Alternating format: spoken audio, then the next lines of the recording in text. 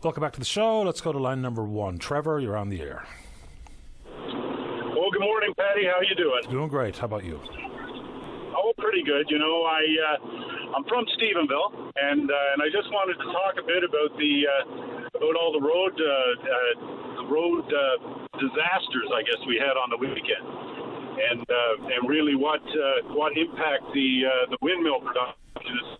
The infrastructure in Port-au-Port. And so I'm just curious whether or not the government is going to be starting to upgrade those roads when the transports start coming through, because those speed limits are very low, and the roads are in very, very bad shape. And as we saw this weekend, as more and more transport trucks go on those roads are going to erode. We're going to have situations like we had this weekend. And I'm looking to see what the government is prepared to do to upgrade it.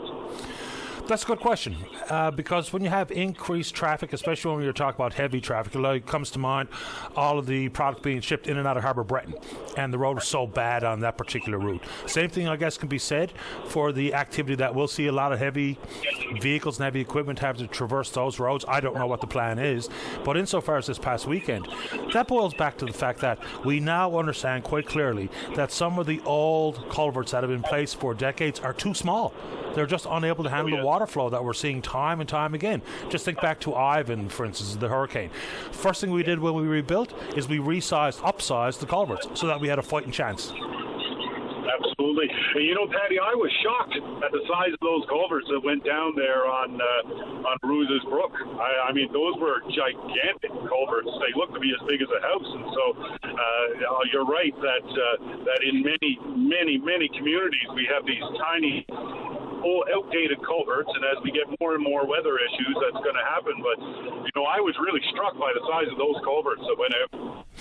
I suppose there's really no such thing as putting them in too big, but we've got a problem with too small. My thought off the top of the show this morning is, as we see them rebuild some of the roads, a couple of them remain closed, some of them are open to light traffic, but is it a smart thing to be put a preemptive strike, identify some of the culverts that we know full well are too small, and before there's a storm and the floods and the damage, replace them?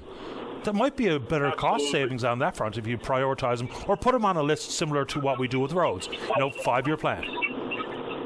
And that's a great idea. I do have a lot of time for that 5-year plan, because at least you know what's happening. And so, it would be good for us to take a survey of all the culverts, particularly, in a lot of ways, St. John's and the Burin gets a lot of the major weather patterns, and the West Coast does as well. And those are really the ones I think that need to be paid attention to. And we can talk to locals. I mean, you know as well, problems where there's bottlenecks in your own communities that can be addressed. It doesn't really have to take a whole lot of study to do. But yeah, I think that would be an excellent idea that we got proactive, because this is happening every year now. We saw George's Lake, we saw Little Rapids, we've seen all kinds of places in the West Coast that get completely washed out and separated from the rest of the island, and we really need to be proactive on this.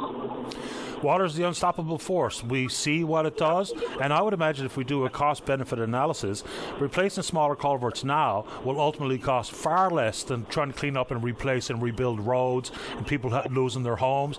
And it just pains me to know that so many people out around that area don't have home insurance. I don't know what they're going to do. I know the mayor's asking for photographs. They're going to ask the province for help.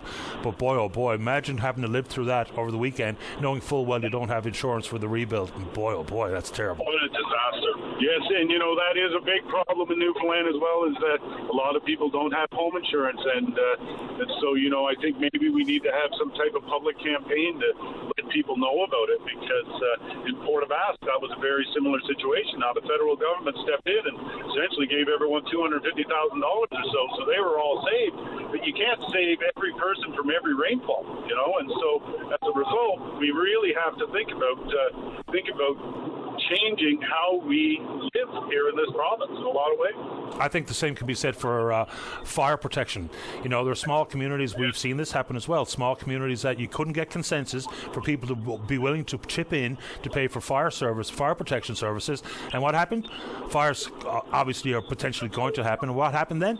No fire department response. So not only the one home that caught on fire is in jeopardy, it's all the surrounding homes in the community, because you know, there's the thought that with the proper kind of winds, or the potential for the wind to jump the fire from house to house, is a big problem. So fires protection, I think, should be a bit more of a focus as well.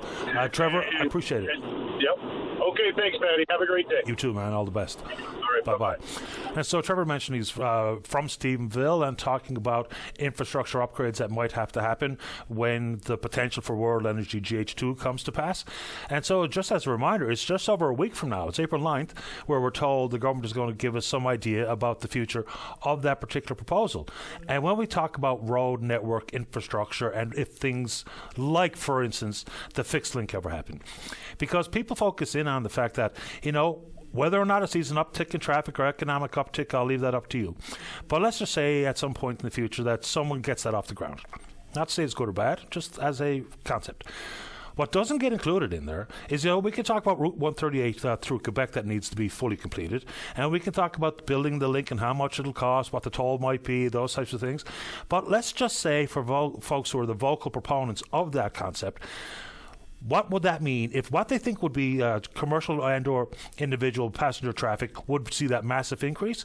That would mean an absolute requirement to upgrade the highway network, specifically on the Great Northern Peninsula. That doesn't get factored into the conversation at all, because it can't be a wait and see, because you can't have the problem that might rear its ugly head if and when that link is ever built. And the next steps, of course, go to the market, to the people who build these things, get a better idea of forecasted timelines for construction, the cost, what a toll might be, because if you think you're trying to mimic the concept that built the Confederation Bridge, fair enough, but we haven't even gone that next step. Now, the federal Liberals did indeed include it in one of their policy conventions a number of years ago. And has anything advanced since? I don't think so. All right, let's take a break for the news.